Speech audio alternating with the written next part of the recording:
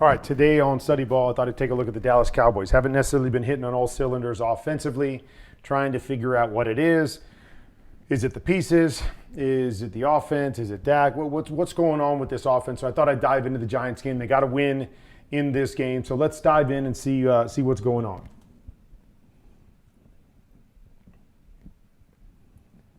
All right, so these things are always interesting to me because I don't know what the teams or the play designers see that make them say, hey, let's do this. But on this particular play, we're going to seal the edge here for Dak, and he's going to roll out. And then, unless there's something that was wrong or missing, we're going to run CeeDee Lamb on a hitch route over here, and we have nothing else to this side. And then we're going to bring this guy over on a cross to this side. Okay, so that to me is all I see, right? Unless there's something else somebody else sees. But I don't see anything else going on here. So it's just one of those things where I'm like, okay, what are we trying to do here? Because really, the one thing that can take this away is this. Like, if I'm running this play, I have to hope 100% that I get off coverage over here on the corner. If they press the corner, then I have absolutely nothing to the side that Dak is rolling to. There's no other options over here except this crosser with all these bodies coming down and grabbing it because there's no other threat over there. So we're going to roll over here and we get pressed, and that's it. And now Dak is already looking backside, but you see the bodies that are there backside on a true kind of rollout right here. And so, you know, it's one of those things where, man, it's really tough to be a quarterback in a situation like this where they give you the worst possible look with no real options here, and you're stuck with the ball in your hands and a defender right in your face, and you do only thing you can do is just throw it away. So again, maybe they saw something on tape. Maybe it was something that stood out about the Giants. They thought for sure they're going to get that hitch. But again, I hate play designs that depend on one thing and one thing only happening, and otherwise the quarterback with the ball in his hands is in a tough spot. Okay, I broke this one down before. I don't know if you saw my breakdown, so I'll break it down again. So they're going to go 4 strong. 1, 2, 3, 4. All these guys are going to come out to this side, the bottom of the screen here, and they're going to run a slant to the backside. And the idea is to get exactly what they're getting here.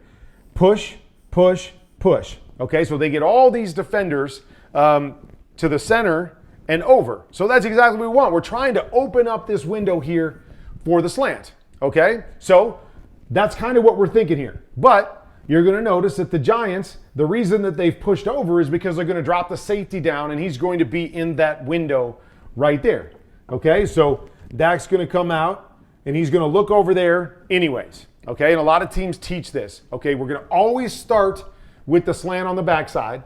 Then we're going to come to the guy over the ball. Then we're going to come to this guy, and then we're going to throw, this is a sled out here. I call a swing lead out here. So we're just going to pure progress it. 1, 2, 3, and 4 out here. Okay, so every time, look at that slant.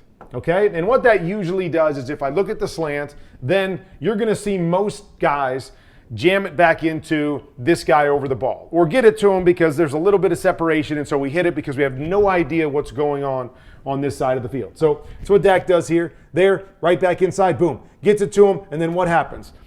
Usually when we throw this, one of the reasons why I don't like reading inside out on the Hank concept and everything is when we throw this, there's usually defenders on both sides of this guy, and so there is hardly any run after catch in most situations. We catch it, boom.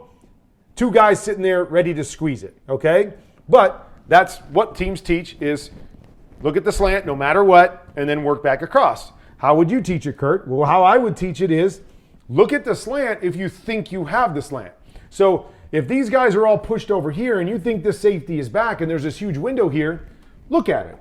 If you don't think that and you see this guy coming down, which to me is pretty easy here because of that window and because of when he starts to come down, right? Before the snap, he's already starting to come down, and on the snap, I should have my eyes over there. I would at least have my eyes over there to make sure he didn't come down. but I see him come down. So now what? So now for me, I would X this out because I see that safety coming down. So now this is the interesting part of this play, is that if I start to the bottom here, I read this completely different. Okay, for me, if I come down to the bottom, what I'm going to do is I'm going to basically read this curl swing first. Okay, so I'm going to read the outside linebacker here first. And if he runs to the swing, then I'm going to look to hit the curl. And then if this backer pushes through to the curl, then I'm going to recover inside. But I'm always going to start outside in if I'm reading to this side first and foremost. So don't know how Dallas teaches it. It looks to me like, hey, just always look at that and then work back across. But here's why, okay? And here's why we do this, is we've got 4 guys over to this side, okay? So we're going to have a numbers advantage pretty much every time with these 3 guys, right? No matter how they do it, okay? Very seldom are they going to push this guy and this guy past the curl because we've got 2 guys, a blocker and a swing to that side. That's very seldom going to happen. But if it did, then obviously we'd still be throwing the curl back inside because we would have them outnumbered. So I'm coming out to look at this. This is the deepest throw on this place, and I always want to get the deepest throw first. So I'm going to come out and look at the curl, okay?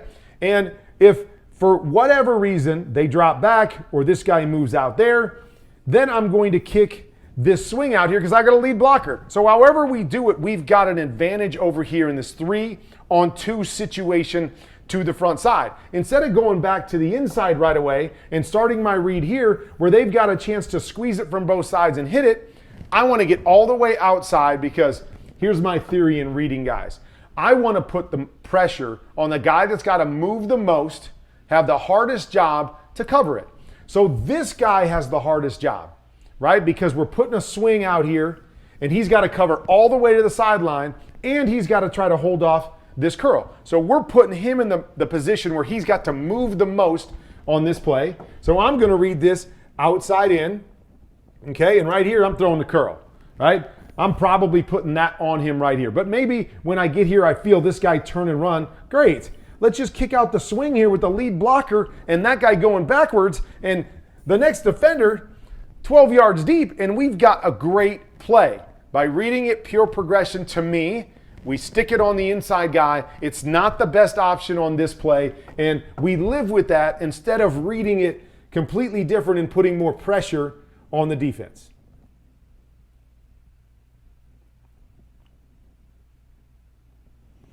All right, I put this one on here because 2 weeks ago when we watched them play, there was a number of times where CeeDee Lamb was one-on-one on the outside, and they had one-on-one on the other outside. Brandon Cooks in a lot of situations, but they got one-on-one on the outside. And I've always been a believer that your best player, if you can ever get him one-on-one, especially if it's mirrored up, so it's the same on both sides, unless you don't like the matchup for some reason or the route against the DB, you go to your best receiver. And there were a number of times last week where Dak went to another receiver instead of CD in those one-on-one situations. I really don't know why. Couldn't figure it out. Maybe it was a matchup on the outside. But again, if you're paying this guy $30 million, you better not feel that there's a matchup on the outside that you don't like. So you get one-on-one, you take the one-on-one. Right here. It's what I love. I got one-on-one. I'm going out there because I expect my guy to win and make the play. Easy pickings. Boom, we move the chains.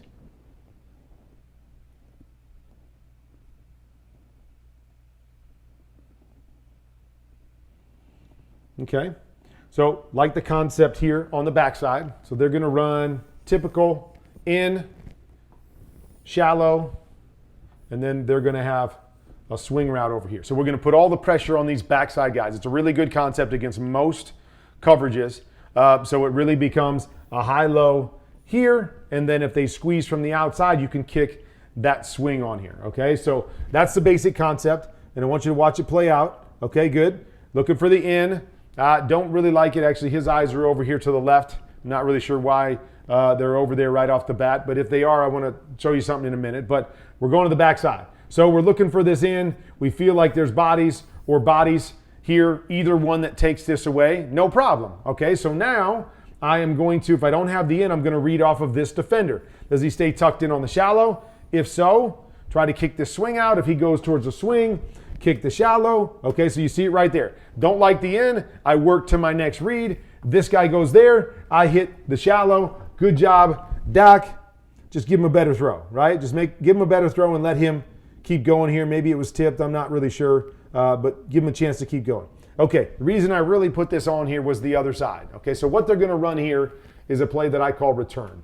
So this guy's running a return. He's making it look like he's gonna run a quick out. So he's trying to capture that outside guy and capture that corner over there, and then he's going to stop and return back underneath. And then, I think this is CD, he's running a corner route here, okay? To me, this is where details are extremely important, okay? So Dak starts to look over here to the left side, okay? So as he comes off, you're gonna see he's eyeing that left side. Okay, why is he eyeing that left side? What is he eyeing on the left side? Well, he's got to be eyeing this guy right here. If he stays down on the out portion of this or the return, then I can hit this corner up over the top, right? Okay, makes sense. We get the outside defender to do that. We got a chance at the corner. But what do you notice about the corner? Corner doesn't really have a chance because the corner is A, taking too long, and B, he goes inside the safety. So he goes inside the safety. This guy holds leverage on him to the backside. So this is where details to me are so important. I know I've got a too high look over here. I know I'm putting all the pressure on this guy outside. I want to outside release this. Outside release and capture the outside of that safety. So when I capture the outside of the safety, this truly becomes a high-low read off of this guy. So he jumps this right off the bat. As he does, he jumps it. Boom, he jumps that right there. That should be good. We should be out here and being able to take this corner out. The other thing that it does is having that width is it allows Dak to throw this ball over by the sideline and throw it outside of this defender. Because outside of this defender means he's got to spin all the way around and go try to cover a football that's back outside of him. If he only has to drop off and cover a throw that's inside of him, we're putting him in a better position to be able to play this. So as we do this, right, you see it? If we're going to try to throw this throw now, okay, so we can say we did maybe beat the safety there, but we're going to throw this now. Look where this guy is. He's way inside of this. So if I throw it inside, he's in a great position to come back and steal that. Now, I get it. If he falls back, we should be hitting this on time. But because this takes so long, because he goes all the way inside and he's not getting that crossover with the corner, we don't really have a play there because of the details. Okay? He dips outside instead of inside, and now he gets up on this guy and gets turned over here fast. Now the timing of this, right? We want the timing to be when that return is starting to come back, that the corner is getting there so I can hold the corner. If they're coming at different times, right? So he's already starting to come back inside, which allows this guy to fall off because the corner is just starting right there, okay? Right? A lot of people see that. No, whatever. Is it a big deal? Well, for me as a quarterback, it's a big deal because the read said throw the corner. I go to throw the corner, corner's not ready, corner doesn't have leverage, corner's way too far inside, can't throw it. Now I want to come back and throw the return. Well, I'm late to the return here too because this guy's waiting for him because I need to hit him on the outside, and the timing all over the place is off, and I'm forced to come back here and I'm not comfortable and I make an inaccurate throw. As I harp on it all the time, I am a detail freak, and there's a reason why I like these details. And I'm always open to listen if you tell me why going inside there is better on the corner. I'm willing to listen to it, right? Oh, well, if he goes in there, then the corner can't see him, and maybe we can sneak over the top of him. Okay, maybe, but that's not my point. My point isn't to try to sneak. My point is to put pressure on the corner so when he makes a bad decision, I make him pay for it. That to me is a good play. I'm not trying to sneak behind somebody and get out there without them seeing, hey, I want to see it. Here's an out right in front of you. See it. Do you want to grab it? Oh, you don't? I'll throw the out. I'll throw the return. Okay? See it. You grab it. I'm throwing the corner over the top of you. I'm not trying to sneak up on you. I'm trying to put pressure on you, and again, this is my theory and my premise on everything that I do is how are we putting pressure? How are we getting the read for the quarterback? How are we putting him in the best position to succeed with all the different route combinations that we have? All right, so this is another interesting one to me. So they've got what I call combo. So combo is a slant flat over to this side. And then they're going to run, I could either call this flock or I could call it all hitches over here depending on the depth of number 2. But they're going to run basically 3 hooks to the left side. All right, so both combinations are really good against A, a corner off look, or B, a middle closed look. Because when you have a corner off, that means you're going to have 2 guys underneath to that side. Okay, so that's what the top is for any corner off look where I've got 3 on 2 to that side. The combo down here is really good against a middle closed defense. So you might have 2 defenders down here. So let me just put an X here. I might have another defender here. And we're really trying to isolate this defender flat to hook as quick as we can. We really don't want this guy to get involved, although there's going to often be a second defender over to that side. So we got to be really careful if we're throwing combo that we hit it on time and we stay away from that guy. But because both these plays are really good against the same coverage, okay, this is what's interesting to me is because you'll notice on the snap, this is not middle closed. Okay, this is not what I would normally want. So basically, if we're running a slant and you've got a guy sitting in here and we're running a flat and you've got a guy sitting out here, that's not a good play. And so with cover 2, that's what you usually have to that side. So there's no way I would be going over here to this side. Now, I don't know if Dak gets lucky or Dak just knows this, but instead of playing cover 2, they're playing 2-man down here. Okay, so that means the safety is high up over the top, and both of these guys are playing man. So because of that, you don't have a backer sitting in there, and they're able to win and get this fit in here to the slant and make it happen. Okay, so they get it because of that. You know, now maybe he knew that. Okay, but for me, what do I got over here? I got the corner off, so I'm in a great position to work this to this side simply because of numbers over there. See it right there? Off coverage, okay? And now maybe we're saying, okay, that's man coverage over there as well. So maybe, I don't know. I really don't know if they would think that was man. But to me, more so than man, I'm looking at the off coverage. Because the off coverage is what makes this easy. Everybody's off, soft. Okay, so I've got a little hook and a hitch. Always going to be easier than trying to beat press on these underneath throws. So, okay, he knew it was 2-man. He went down here against man-to-man coverage. They win, perfect. But I like to see the big picture. I see the safety. I see what I have on the top, right? Because it's not cover 2 on the top, or I don't think it's cover 2. And if it was cover 2, I'm still, this is my throw against cover 2 that I like. So even if it turns into cover 2, I'm going to go up top to start and see what this safety does. This safety takes off and runs back to cover 2. Okay, fine. I'm going to work back to the inside. If that safety stays in that position or rolls to the middle, now I'm going to work this outside in, and I'm going to take advantage of the numbers over there and the soft coverage and get an easy completion.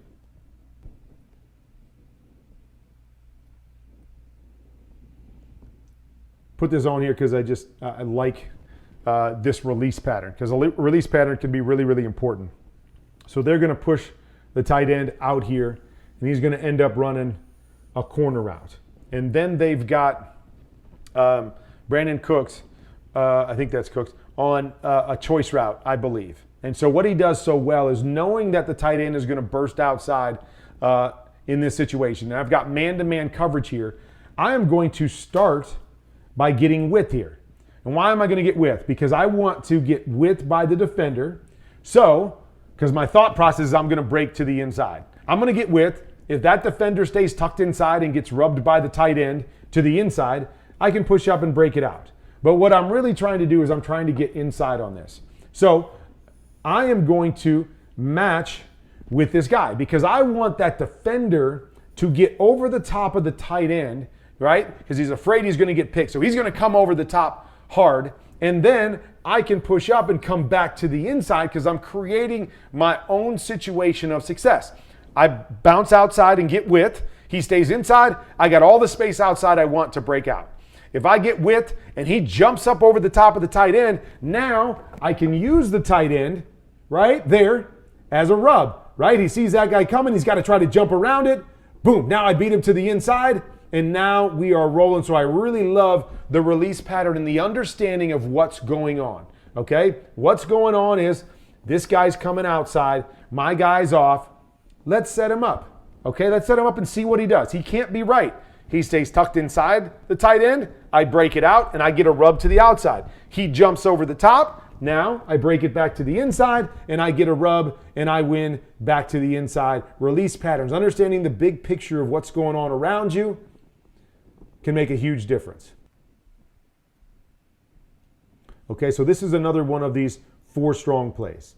Okay, so on the backside, they're going to run a solo corner route with CeeDee Lamb. Then they're going to run over the ball again. They're going to run a corner, and they're going to run this sled concept once again.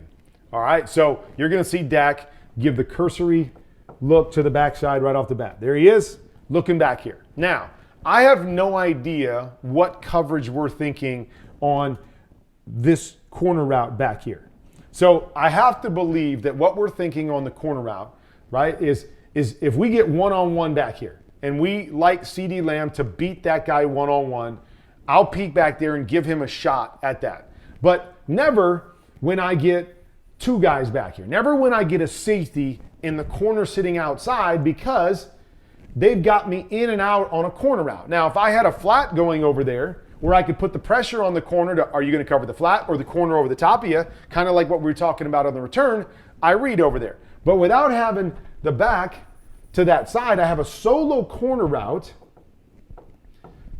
right? So watch. I've got a solo corner route against 2 guys, right? They know I got help inside, so I'm going to drop outside. Corner, right, or the safety knows I got help outside, so I'm going to just squat inside. I'm not going to give him either one of those over there, okay? So what do? Just like I told you before, we go right back to the inside guy, and that becomes our pure progression, and we try to jam it in to the inside guy, right? It's how it works. It's how, if you watch football and you watch these teams and study what they do, that's what happens. Pure progression. They usually have a guy over the ball in these kind of situations. Look backside, you don't have it, get right back to the guy over the ball and stick it in there if you can. So we end up trying to stick it in here if we could. The defenders are squatted and sitting there because they know we're on the goal line too, and they don't really have to worry about what's going on around them. And that's where we're at, okay? So let's take the premise that we had before, okay? So I've got this, I've got a corner, and I've got this sled. So the first thing is I think back to the corner route that I had, that I've got a too high look to the backside. So I'm thinking the same thing to the front side. Okay, if I get too high on the backside, probably going to have too high on the front side. So what did I say you didn't have on the backside?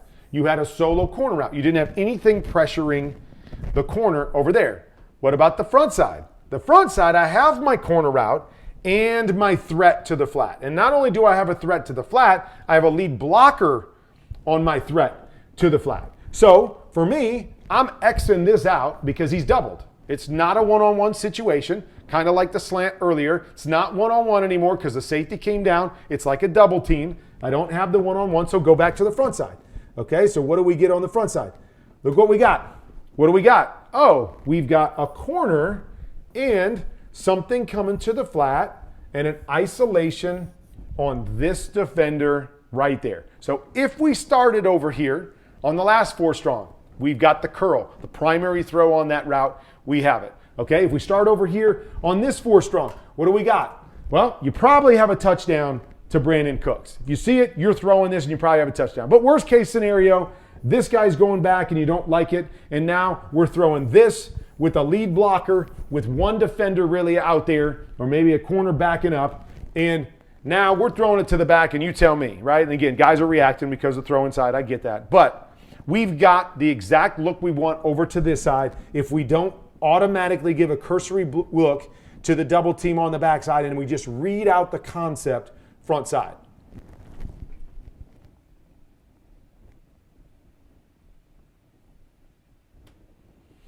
I really like this one. I talk about it all the time, guys. Have a hot plan, right? Have a hot answer at all times in your offense, okay? So always got to watch what the center's doing here, okay? So here's how this is playing out. And so I'm not really sure why exactly it's playing out like this, but it is. And so what Dallas has done, and I'm not going to argue with it, okay, is that they're actually taking the front side guard, and instead of going 5 down here because that guy's in a walked up position. So 5 down would mean 5 big guys, 5 offensive linemen against those 5 guys, and then the back would go to this guy over here on the weak side. But they decide they want to do it the other way, and they're trying to slide. Sorry, let me go back. They're trying to slide the offensive line to pick up all 4 of those guys. But it's really hard for the front side guard to get all the way back here and push all these guys to the backside. And so that's why we end up with a problem here, because those guys are all squeezed down and we can't get you can't get everybody pushed. So now we've got a free hitter. But with that free hitter and understanding the issue, we've got an option, right? We got somewhere to throw it to. So this guy's coming free. It's a tough look there, even though it probably shouldn't be hot, but I see it, I know it, boom, ball's out of my hands, I'm getting a completion. Only thing that I would say, right, is if he thought he was hot. Now maybe he's not thinking he's hot here because really it should be picked up. They're 6 against 6, should be picked up. But if it's hot, I don't like to set on my hots. I don't like to take a drop. I like to catch it, deal it, get it out. Get the ball out as soon as possible. I mean, with this much distance between the tight end and the guy covering man-to-man, we have got to complete this and get a 5-yard first down.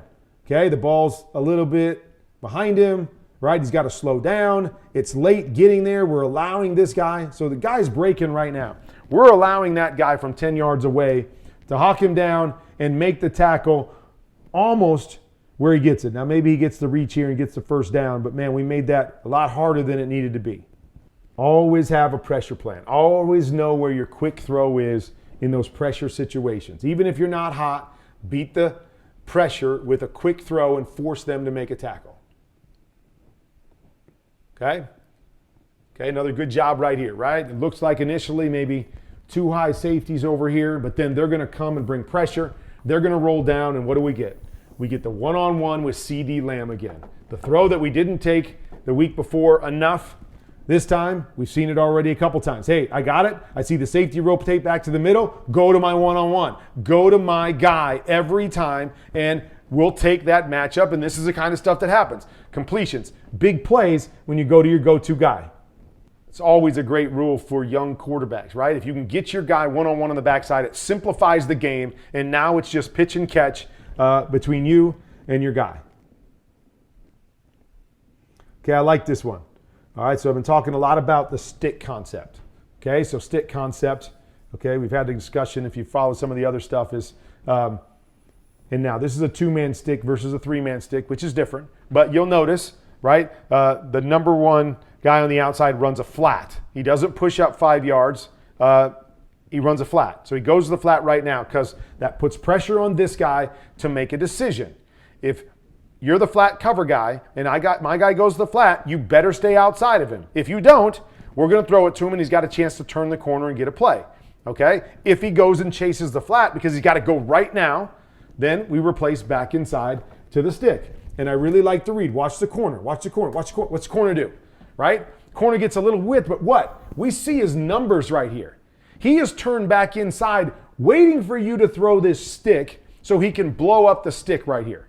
Okay? So he's waiting for that. That's why it's so important for this guy to get outside of him right now. So Dak does a nice job. He's looking inside first, which I don't like. Look at 28 first and make your decision thinking outside first. So his feet are going inside, but he ends up making the right decision because of that guy. And look what happens, right? He's in position to make a tackle, but he's out of position from the standpoint that he's got to run to make the tackle. We got him out leveraged now because he turned his hips inside. And now when we catch it, he's got to sprint to try to make this tackle, and he misses the tackle, and we're able to get 4 or 5 more yards on that particular play. The flat, right there. As soon as he gets outside of 28, we've got our read. 28's back to the inside, take the flat, take the flat, take the flat, give him a good ball, give it to him as soon as you possibly can, and maybe we can turn the corner. So like I said, a 2-man stick is different than a 3-man stick, but I like a flat on all of those because that flat means it's quicker to get outside of that outside linebacker. It's quicker to force that outside linebacker to move, which allows me to be on time to the inside routes if the defense tells me to go there. All right, so here's another look at basically the play we were talking about before. Okay, so that's why I wanted to put both these plays on here. It's a combo down here, slant flat, and it's hook, hook, hitch to the front side. Okay, what did I tell you? We like them both against middle closed.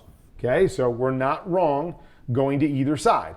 But what I always want you to see is I always like to split the field where the ball is, down the middle of where the ball is. So what do we have? We have 1, 2 receivers to this side. How many defenders do we have down to that side? 1, 2 defenders down to that side. So if we're going to this side, we have got to beat this guy with the throw. We got to get a quick read. We got to throw it on time because they do actually have an extra guy to that side. So normally what I would do if I was doing this is I would take my check down and I'd put my check down to that side. So if the number 2 defender covers the flat and I go to throw the slant and the number 1 defender covers the slant, then I replace to the guy inside. But on this particular play, we're going empty. So we don't have a check down.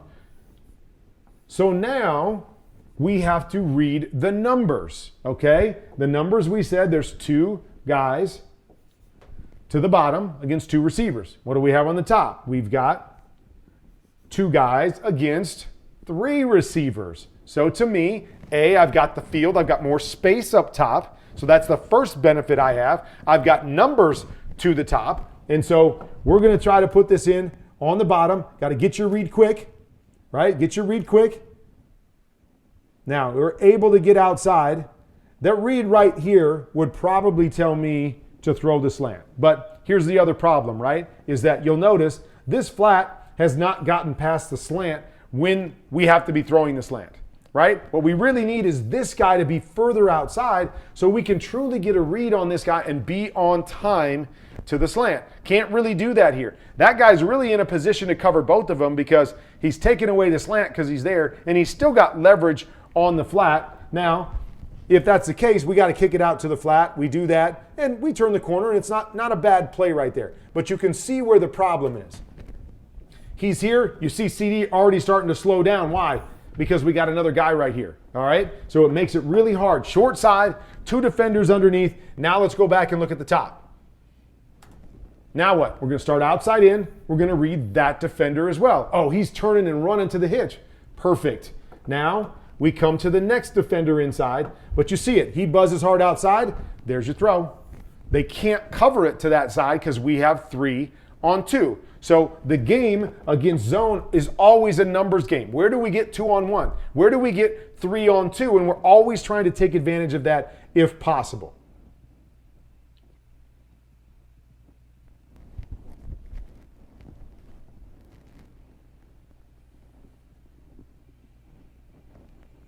All right, so very similar play to what we saw earlier. So the corner route right here, and really just focused on the down here part of it. And then they're going to run the choice out here, okay? So the choice can go either direction, all right? So here's the only thing that I would say on this is that what I understand about a choice route, the way we always taught the choice route is I want you to get width, like I talked about earlier, and then push vertical. And I want you to think break out first, okay? Break out first. So that means you're thinking break outside if there's nobody outside of you, okay? So if we ran this in this corner, let's actually play this out, okay? So we did this, okay, see right here. See the problem? Okay, so he pushes up, what happens? This guy gets outside of him, all right? So when that guy gets outside of him, can't break outside anymore, even though that's our first thought. And now we're gonna come back to the inside. We're either gonna hook it up or come back to the inside, okay? If this defender comes and he goes inside, then you wanna push up and break to the outside because nobody else is there. So the point that I want to make on this particular play is, yes, I've run this numerous times with a corner on the outside of it. But what I really like on this is I like an in route to go over the top. So what I would call a chin, a choice and an in. Okay, Kurt, why do you like the in there? Because if I get leverage to the outside, I don't need somebody else out there, right? I don't need the corner route out there to cover it, because the corner route is obviously, so we're going to push up the exact same way. Whether it's corner or in, we're going to push up the same way, okay? Somebody's going to be out there covering this, right? The guy that's outside has to go cover that, if nobody else is out there, right? If I'm pushing up and there's nobody else outside of me on a choice, that means the guy that's out there has to be covering the vertical, that whatever it is up over the top. So we're given that look and we're going to let him cover that. Okay, so there's nobody else left. Okay, so I don't really need this, because basically I'm letting them cover him just about every time in a zone coverage, because that corner is going to be off most times, unless it's cover two, right? I get cover two, and you could say we could work the high-low to the outside, okay? But in most situations, corner's off. Now it becomes a read by my choice route. So he comes down, and if there's a guy outside of him, the problem here is we've got a corner that's running to a deep defender, and we've got a choice that has two defenders around him, one inside, one outside. So I can't isolate any of these guys. But here's what I want you to see.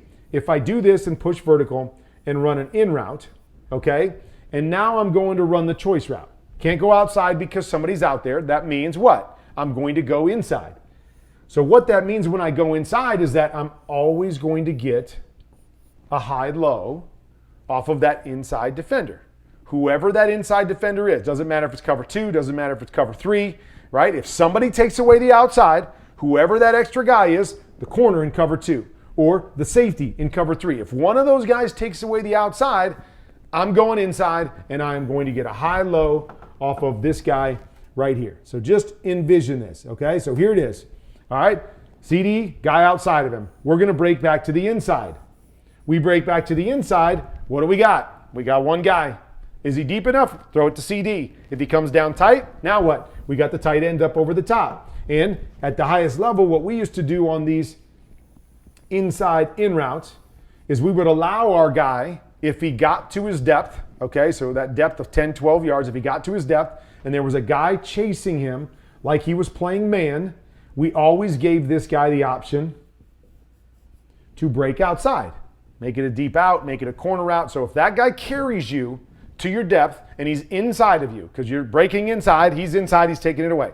Anytime he does that, go ahead and break it to the outside. So now the one coverage that we could want the corner over the in would be man-to-man coverage. So now we've added in that element, and again, it's something that we talked about and worked on all the time because it is a little bit of an adjustment. So we wanted our guys to be good at it, but it could work on a lot of different plays that we had in our offense. So that's what we would tell them. So against zone coverage, worst case scenario, we would get the high-low here, okay? Best case scenario, CD Lamb gets outside leverage and breaks to the outside because there's nobody there, and we take that one, okay? And then against man-to-man, we've got a man beater that can go inside or out, and we've got a man beater that, depending on leverage, outside leverage, he's going inside to win. Inside leverage, he's going outside to win, and we get a winner on both sides, and we're not putting them in a position right. Again, see it right there? They took away the outside. He's going inside. He knows there's a body in there, so he slows down. Boom. We got two guys there ready to tackle him and squeeze him. And so how do we best run this route, the technique of the choice, and tie it into the concept up over the top?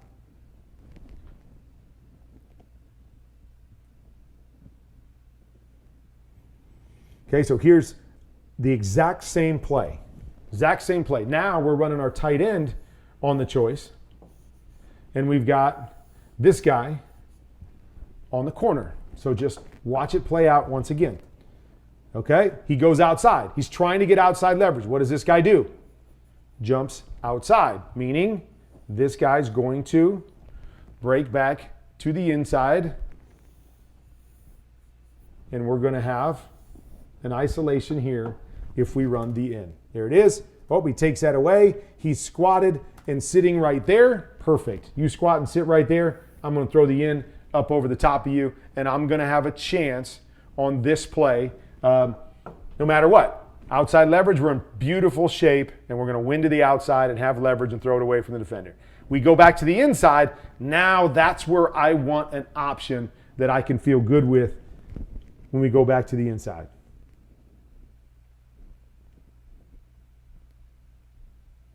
Again, I want you to see, because I've been talking about this. This becomes a pure progression. We're going here. We don't like it. CD Lamb on the return, and then the back on the swing. But again, watch how fast this happens for Dak. He's looking front side, so he has no idea what's going on backside. So he works through this, and watch how fast he works through this. Right? You see this? Like, he really should be turning and finding this guy to make his read. So if he finds this guy, even though he's inside, he's running. He's running here, and you see the throw right back behind it to CD Lamb because that guy's running, but he doesn't really have a chance to verify it. He gets through it so fast, boom, I'm back to the swing on the backside because I don't get a chance to read it because I'm going through that pure progression. And I don't know what's going on the backside. It's the biggest thing, and the biggest problem I have with pure progression is when I get backside and I have to go and find and look for something that I can't read, and I have no idea what's going on back there, and then I've got to turn and find something and make sure I'm there and I'm on time and I'm seeing everything. It's just, to me, it's really hard for a quarterback. Okay? So they're going to run what I call a deep curl up top. So it's an influence post here, so we're trying to clear out any safety that's to that side. Then we're going to run the deep curl right here, and then our tight end is going to run a flat. So this is another one of those coverages or plays that we're looking for the coverage where the corner's off. So when the corner's off, we can isolate whoever it is that's got the flat. So in this case, they run man here, so this guy becomes our flat defender, the next defender inside. Okay, so just watch it play out. Okay, they run man down the middle. Okay, so he's clearing out. Now we're reading this defender. And maybe this is man anyways the whole way around, but we treat man and 3 kind of very similarly, where I'm still going to read this and look for the curl and then throw the flat. And I'm going to take the curl unless there's somebody in the way of the curl. So what do you see here? Right? So Dak comes back, and his first hitch, what do you see? You see that there's somebody stopping him from throwing the curl. Okay? Because he's over there, and he's looking at the curl. Something's stopping him from throwing the curl. So if something is stopping you from throwing the curl on the first hitch, throw the flat on the same timing. The same thing should be happening here with the read. And so timing of feet is so important. Okay? So he comes back, all right? 1 hitch, 2 hitch, 3 hitches, 3 hitches, and now he's throwing the curl. But he's late to the curl because the curl's already coming out of his route because this held him off. And what happens then? If the curl comes out of his route, that means the DB gets a chance to break on it. Okay? So, see it? Right? He's open right there. If that ball is out by Dak on time, he's open. We get a completion and a first down right here. But because he's late, what happens? DB comes, squeezes, knocks it away, and stops them from getting a completion. So Dak and all quarterbacks, tie your feet to the route. What is the timing to the curl? It's a back, 1 hitch to the curl. You don't have the curl because there's something underneath it. The outside linebacker, flat defender is underneath it. Kick it out here and play the play. Okay? Take it. I don't know if that guy gets the first down. I don't know. There's a lot of space out there. Maybe he does because the other guy's covering the curl at this point just outside the hash. But maybe he doesn't get the first down. But regardless, play the play. If we're late to the play, we give the advantage back to the defense.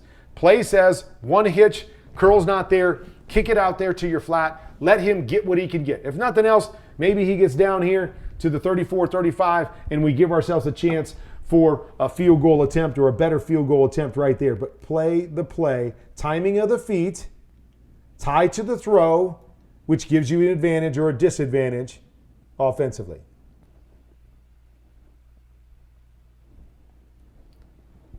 Okay.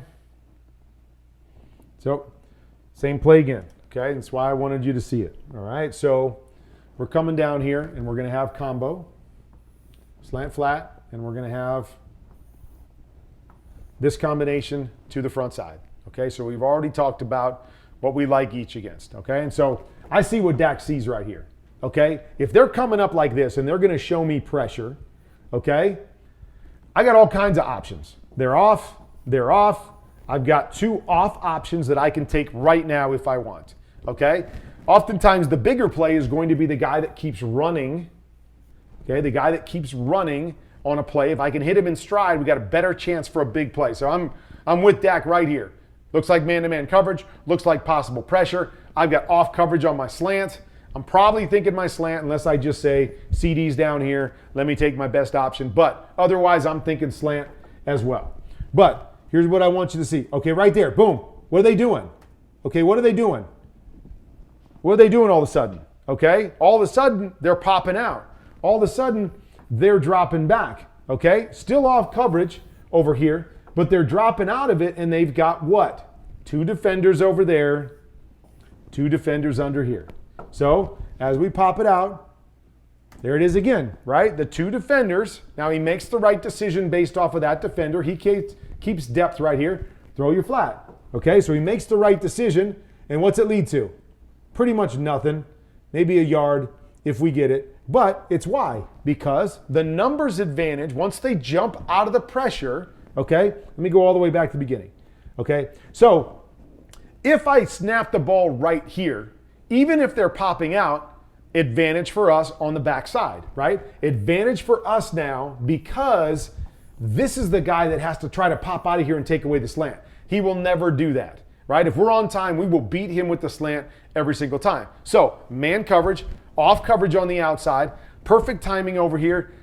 I like the slant. Soon as they pop out and I say, oh shoot, they're going back to a cover 3 and they're dropping everybody out, that's when I say to myself, okay, now I knew this beforehand. I knew I had an advantage over here. I knew I had off coverage over here. And now I don't get the look that I want with 2 defenders back here to this side. I don't get the look. And when I say the look, like I'm not coming back here to throw the flat. Now, I might have to throw the flat. But if I'm going backside, I'm going backside because I think I have a shot at the slant.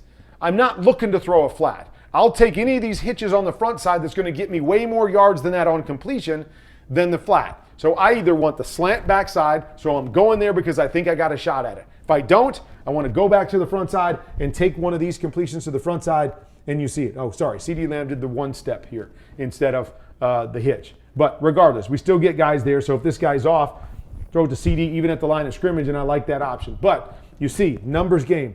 It is a numbers game. Seeing, being able to react to movement, and also knowing pre-snap. Okay? Pre-snap, what do I like better? I like it down here because they're really, really soft down here. And this guy's already kind of sitting in that position to take away the slant. So I like the front side better. And you see it plays out exactly like you think. You can't really throw the slant to that side because even if you do, this guy's right here to blow that up. Our advantage is better to the front side.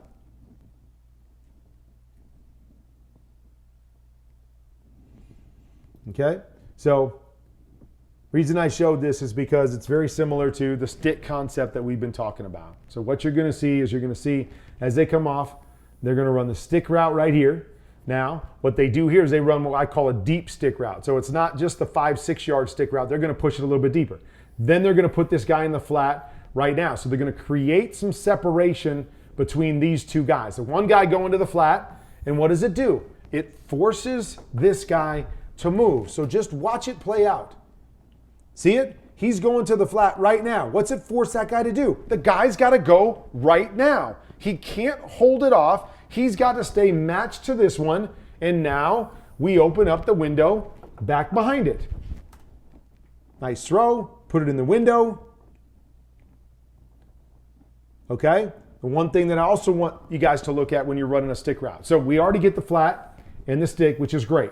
But the other thing that's really, really important is we want to get width distance between the 2. So I want this flat to get out there right now because I want him to get as much width as he can so he creates width for this defender to cover. Okay, we've got a fullback running it out of the backfield, so it makes it harder, right? Because see the distance, okay? So it's probably 2 yards, okay, between where the fullback is and where the tight end is. I would love to have the fullback out here about 5 more yards because that means the defender is 5 more yards away from him and it opens up the window more. Because they're almost stacked on top of each other, it's why spacing is so important. They're stacked on top of each other. Look at that guy fall off.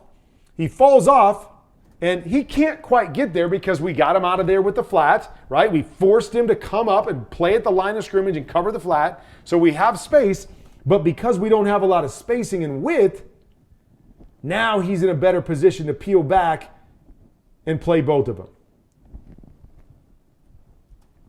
Details, details, details. So that's what this whole tape was about. Okay, some good things in there, but it's about details. It's about learning. It's about understanding the big picture if you're a quarterback or a coach and why we're doing what we're doing, how those details make it easier for my quarterback or the understanding for my quarterback so he can make the best option in each situation.